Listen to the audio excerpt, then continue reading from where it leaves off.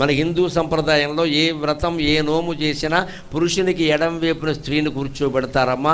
అది ఎంత గొప్ప సంప్రదాయమో తెలుసా. మన ఇష్టం వచ్చినట్టు కూర్చోకూడదు. కుడివైపు కూర్చుంటే తల్లి అవుతుంది, ఎడం వైపు కూర్చుంటేనే భార్య. ఎందుకని? దానికి లెక్క ఉంది. పూర్ణస్వరూపం పురుషుడు, సున్నా. పురుషుడు అంటే శూన్యం, ఏమీ లేదు, సున్నా. ఓ సున్నా వేయండి కాగితం మీద. సున్నాకి కుడివైపున మీరు అంకె వేయండి. 01 01 2 రూపాయలని రాయండి, చెక్కు రాయండి. 012 012 అనాలి. 012 అంటే ఒప్పుకోరు. 0 తర్వాత 1 2 అనవలసింది. 012 అంటే కుదరదు ఇక్కడ. 0 తర్వాత 1 2 వేసి 12 రూపాయలు ఇమ్మనండి, బ్యాంకు వాళ్ళు ఇవ్వరు. నువ్వు 0 వేసే ముందట. అంతే. 0కి కుడివైపున అంకెలు ఎన్ని వేసినా వృద్ధి చెందవు, శూన్యం.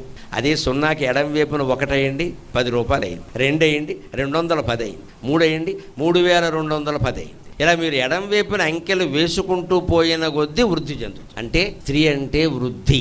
ఆవిడ ఎడం వైపున ఉంటేనే సంసారం వృద్ధి అవుతుంది.